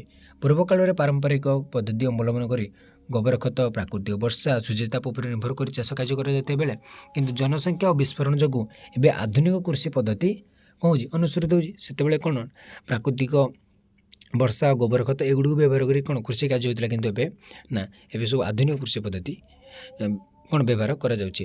ଏବେ ଚାଷ କାର୍ଯ୍ୟରେ ରାସାୟନିକ ସାର, କୀଟନାଶକ ଔଷଧ ଏବଂ ଆଧୁନିକ କୃଷି ଯନ୍ତ୍ରପାତି ବ୍ୟବହାର କରାଯାଉଛି। ଯାହାଫଳରେ କ'ଣ ନା ପିଲାମାନେ ପରିବେଶ ପ୍ରଦୂଷଣ ସହିତ ଅନେକ ପରିବେଶ ସମସ୍ୟା ଆମର ସୃଷ୍ଟି ହେଉଛି। ଦେଖିବା ଭୂସମ୍ପଦ ବ୍ୟବହାର ପ୍ରଣାଳୀ ବା ଲ୍ୟାଣ୍ଡ ୟୁଜ୍ ପ୍ୟାଟର୍ନ। ଜନସଂଖ୍ୟା ବୃଦ୍ଧି ପାଇବା ଯୋଗୁଁ ଲୋକେ ଜଙ୍ଗଲ କାଟି ଅଧିକ ପରିମାଣରେ ଚାଷ ଜମି ସୃଷ୍ଟି କରୁଛନ୍ତି। ସତ କଥା ପିଲାମାନେ, ଯେତେବେଳେ ଜନସଂଖ୍ୟା ବୃଦ୍ଧି ପାଇଲା ସେ ଅନୁଯାୟୀ ଶିଳ୍ପ ପ୍ରତିଷ୍ଠା ହେଲା, ସେ ଅନୁଯାୟୀ କ'ଣ ମାନେ କ'ଣ ରହିବା ପାଇଁ ତାଙ୍କର ବାସସ୍ଥଳୀ ବା ତାଙ୍କୁ ଘର ଦରକାର ହେଲା, ତାଙ୍କୁ ଖାଇବା ପାଇଁ ଚାଷ ଜମି ଦରକାର ହେଲା। ତ ଯାହାଫଳରେ ଅଧିକ ଚାଷ ଜମି କ'ଣ ସୃଷ୍ଟି ହେଉଛି ଏବଂ ଜଙ୍ଗଲ ପରିମାଣ କମି ଯାଉଛି। ଜମିର ଅତ୍ୟଧିକ ବ୍ୟବହାର ଯୋଗୁଁ ଏହାର ଉର୍ବରତା ମଧ୍ୟ ହ୍ରାସ ପାଉଛି। ବର୍ଷ ପରେ ବର୍ଷ ଏହି ପ୍ରକ୍ରିୟା ଚାଲିବା ଫଳରେ ବଡ଼ ବଡ଼ ଜଙ୍ଗଲ ଏବଂ ଚାଷ ଜମି ଏବେ ପତିତ ଜମିରେ ପରିଣତ ହେଉଛି। ଯଦି ଆମେ ବାରମ୍ବାର ଚାଷ କରିବା ତା'ର ଉର୍ବରତା ହରାଇ ବସିଲା, ସେଇ ଜମିଟାକୁ ପରେ ଚାଷ ବା ଏତେ ଫସଲ ଦିଏ ନାହିଁ, ଯାହାଫଳରେ ସେ ପତିତ ଜମିରେ ପରିଣତ ହୋଇଯାଇଥାଏ। ତା'ର ଆସିଲା ଜଳ ସମ୍ପଦ। ଚାଷ ପାଇଁ ପାଣି ସବୁଠାରୁ ଜରୁରୀ। ପାଣିର ଅପବ୍ୟବହାର ଭୂମି କ୍ଷୟର ଅନ୍ୟତମ କାରଣ। ତ ପାଣିର ଆମେ ଅପବ୍ୟବହାର କରୁଛେ, ଯେଉଁଟାକି ତା'ର ଭୂମି କ୍ଷୟର ଗୋଟେ ମୁଖ୍ୟ କାରଣ ପିଲାମାନେ। ଉତ୍ତର ଭାରତର ନଦୀଗୁଡ଼ିକ ଚିରସ୍ରୋତା, କିନ୍ତୁ ଦକ୍ଷିଣ ଭାରତର ନଦୀଗୁଡ଼ିକ ବର୍ଷା ଜଳ ଉପରେ ନିର୍ଭର କରନ୍ତି। ତ ଆମର ଯଦି ଉତ୍ତର ଭାରତର ନଦୀଗୁଡ଼ିକ ସେମାନେ ତ ସବୁବେଳେ ଚିରସ୍ରୋତା, କିନ୍ତୁ ଦକ୍ଷିଣ ଭାରତର ଯେଉଁ ନଦୀଗୁଡ଼ିକ ରହିଛି ବର୍ଷା ଜଳ ଉପରେ ନିର୍ଭର କରନ୍ତି। ଭାରତର 70% ଜମି ଜଳକ୍ଲିଷ୍ଟ ହେଲା। ଆମ ଦେଶର ନିର୍ଦ୍ଦିଷ୍ଟ ଜଳ ସଂରକ୍ଷଣ ଏବଂ ଯୋଜନା ନୀତିର ଅଭାବ ଯୋଗୁଁ ଜଳର ଉପଯୁକ୍ତ ବଣ୍ଟନ ହୋଇପାରୁ ନାହିଁ। ଫଳରେ କ'ଣ ନା ଆମ ଦେଶରେ ଜଳ ସମସ୍ୟା ଲାଗି ରହିଛି। ତା'ର ଆସିଲା ପିଲାମାନେ କ'ଣ ନା ଜଳସେଚନ ପ୍ରଣାଳୀ। ବର୍ଷାର ଅନିୟମିତତା ଯୋଗୁଁ ଭାରତରେ ଜଳସେଚନ ବ୍ୟବସ୍ଥା ଆରମ୍ଭ ହୋଇଥିଲା। ଦେଶର ମୋଟ ଚାଷ ଜମି 145 ମିଲିୟନ ହେକ୍ଟର ମଧ୍ୟରୁ କେବଳ 44.7 ମିଲିୟନ ହେକ୍ଟର ଚାଷ ଜମି ଜଳସେଚିତ। ପାଖାପାଖି ଆହୁରି 100 ମିଲିୟନ ହେକ୍ଟର ପିଲାମାନେ 100 ମିଲିୟନ ହେକ୍ଟର ଜମି ଜଳସେଚିତ ଏପର୍ଯ୍ୟନ୍ତ ହୋଇପାରି ନାହିଁ। ନିଶ୍ଚିତ ଫସଲ ଅମଳ କରିବାକୁ ହେଲେ ଅଧିକ ପରିମାଣର ଚାଷ ଜମିକୁ ଜଳସେଚନ ବ୍ୟବସ୍ଥା କରିବାକୁ ପଡ଼ିବ। ଏହା ବ୍ୟତୀତ ବଡ଼ ନଦୀବନ୍ଧ ଯୋଜନା ଦ୍ୱାରା ବାସଚ୍ୟୁତ ହୋଇଥିବା ଲୋକମାନଙ୍କର ପୁନର୍ବସତି ବ୍ୟବସ୍ଥା କରିବା ଆବଶ୍ୟକ। ତାପରେ ଆସିଲା ଆମେ କ'ଣ ପିଲାମାନେ ଶିଳ୍ପ ସମ୍ପର୍କିତ ପରିବେଶ ପରିଚାଳନା। ଶିଳ୍ପକୁ ନେଇକି ଜନସଂଖ୍ୟା ବୃଦ୍ଧି ଯୋଗୁଁ ଅଧିକ ଖାଦ୍ୟ ଉତ୍ପାଦନର କ'ଣ ଆମର ଆବଶ୍ୟକତା ରହିଛି। ଅଧିକ କୃଷି ଉତ୍ପାଦନ ପାଇଁ ଆଧୁନିକ କୃଷି ପ୍ରଣାଳୀ ଆମେ ବ୍ୟବହାର କରୁଛେ ହେଲା। ସେଥିପାଇଁ ରାସାୟନିକ ସାର କାରଖାନା, କୀଟନାଶକ କାରଖାନା, କୃଷି ଯନ୍ତ୍ରପାତି କାରଖାନା ଏଗୁଡ଼ିକ ସବୁ ପ୍ରତିଷ୍ଠା ହେଉଛି, ଯାହାଫଳରେ ଦିନକୁ ଦିନ କ'ଣ ପରିବେଶ ନଷ୍ଟ ହେବାରେ ଲାଗିଛି। ତ ଅଧିକ ବର୍ଜ୍ୟବସ୍ତୁ ସୃଷ୍ଟି ଏବଂ ପ୍ରଦୂଷଣ। ଶିଳ୍ପ ସଂସ୍ଥାର ଅତ୍ୟଧିକ ବୃଦ୍ଧି ଯୋଗୁଁ ଅଧିକ ବର୍ଜ୍ୟ ପଦାର୍ଥ ସୃଷ୍ଟି ହେଉଛି ଏବଂ ଅଧିକ ମାତ୍ରାରେ ସେଇଟା ପରିବେଶ ପ୍ରଦୂଷଣ ହେଉଛି। କାରଣ ଯେକୌଣସି ଜିନିଷ ତିଆରି ସମୟରେ କିଛି ପରିମାଣର ବର୍ଜ୍ୟବସ୍ତୁ ସୃଷ୍ଟି ହୁଏ। ଆମେ ଖାଇସାରିଲା ପରେ ମଧ୍ୟ କ'ଣ ପିଲାମାନେ ଆମେ କ'ଣ ପରିସ୍ରା କରୁଛେ ବା ଯାହା ଖରାପ ଜିନିଷ ଆମେ କ'ଣ ନିଷ୍କାସନ କରୁଛେ, ତାହା ମଧ୍ୟ ସେଇଟା ଗୋଟେ କ'ଣ ବର୍ଜ୍ୟ ସୃଷ୍ଟି ହେଲା। ସେଭଳି ଭାବରେ ଯେକୌଣସି ଆମେ ଜିନିଷ ଗୋଟେ ତିଆରି କରୁଛେ ସେଠୁ କିଛି ବର୍ଜ୍ୟ ସୃଷ୍ଟି ହେବାଟା ନିହାତି। ପରିବେଶର ବିଭିନ୍ନ ରଚନାତ୍ମକ କାର୍ଯ୍ୟ ଯୋଗୁଁ ସୃଷ୍ଟି ହେଉଥିବା କଠିନ ତରଳ ଗ୍ୟାସ୍ ଏବଂ ତେଜସ୍କ୍ରିୟ ବର୍ଜ୍ୟ ପଦାର୍ଥ ଗୁଡ଼ିକର ସଠିକ୍ ପରିଚାଳନା କରାଯାଉ ନାହିଁ। ଫଳରେ ତା ପରିବେଶରେ ଜମା ହୋଇ ରହୁଛି। କିଛି ଶିଳ୍ପ ସଂସ୍ଥା ତାଙ୍କର ବର୍ଜ୍ୟ ପଦାର୍ଥ ସିଧାସଳଖ ନିକଟସ୍ଥ ନଦୀ ବା ସମୁଦ୍ରକୁ ଛାଡ଼ୁଛନ୍ତି, ଯାହାଫଳରେ ଆମର କ'ଣ ପରିବେଶ ନଷ୍ଟ ହେବାରେ ଲାଗୁଛି। ସ୍ୱାସ୍ଥ୍ୟ ସମ୍ପର୍କିତ ଦେଖିବା ଯଦି ସହରୀକରଣ, ଆଧୁନିକୀକରଣ ବା ଅଭିବୃଦ୍ଧି ଯୋଗୁଁ ମନୁଷ୍ୟର ଜୀବନ ପ୍ରଣାଳୀ ଅଧିକ ଜଟିଳ ହେଉଛି। ପିଲାମାନେ ଅତ୍ୟଧିକ କାର୍ଯ୍ୟବ୍ୟସ୍ତତା ଯୋଗୁଁ ଆଧୁନିକ ମଣିଷର ମାନସିକ ସ୍ତରରେ ଅଧିକ ଚାପ ପଡ଼ୁଛି। ବର୍ତ୍ତମାନ ଆଧୁନିକ ଯୁଗରେ ପିଲାମାନେ ମନୁଷ୍ୟର ମାନସିକ ସ୍ତରରେ ବହୁତ ଚାପ ପଡ଼ୁଛି। ବ୍ୟକ୍ତି ସମାଜର ଏକ ଅଙ୍ଗ ହୋଇଥିବାରୁ ସମାଜ ଉପରେ ତା'ର କୁପ୍ରଭାବ ପକାଉଛି। ଅସ୍ୱାସ୍ଥ୍ୟକର ଖାଦ୍ୟ, ଅସ୍ୱାସ୍ଥ୍ୟକର ପରିବେଶ, ଦୂଷିତ ବାୟୁ, ଦୂଷିତ ଜଳ ଯୋଗୁଁ ନୂତନ ରୋଗ ଏବଂ ନୂତନ ସ୍ୱାସ୍ଥ୍ୟ ସମସ୍ୟା ସୃଷ୍ଟି ହେଉଛି। ନୂଆ ନୂଆ ସବୁ ରୋଗ ଦେଖିବାକୁ ମିଳୁଛି ପିଲାମାନେ। ଯେମିତି ବିଗତରେ ଯେଉଁ କରୋନା ଭାଇରସ୍ ବହୁତ ବଡ଼ ପିଲାମାନେ ଯାଇଥିଲେ। ଏଇ ପରିବେଶ ହିଁ ତା'ର ଗୋଟେ କହିବାକୁ ଗଲେ ମାଧ୍ୟମ ବା ପରିବେଶ ଦ୍ୱାରା ହିଁ ପରିବେଶର କିଛି ଖରାପ ଯୋଗୁଁ ହିଁ ସେ ଏତେ ବଡ଼ ସେ ଗୋଟେ ପାଣ୍ଡାମିକ୍ ହୋଇପାରିଲା। ତାପରେ କି ଆମେ ସହରୀକରଣ କ'ଣ ଅର୍ବାନାଇଜେସନ୍। ଚାକିରିର ସନ୍ଧାନରେ ଗ୍ରାମାଞ୍ଚଳରୁ ଅଧିକ ଲୋକ ସହରାଭିମୁଖୀ ହେଉଛନ୍ତି। ତେଣୁ ସହରର ଜନସଂଖ୍ୟା ବୃଦ୍ଧି ପାଉଛି। ସେତେବେଳେ ସହରରେ କମ୍ ଲୋକ ରହୁଥିଲେ ଏବଂ ଗ୍ରାମରେ ଅଧିକ ଲୋକ ରହୁଥିଲେ। ପିଲାମାନେ ଏବେ ଓଲଟା ହେଇଗଲାଣି।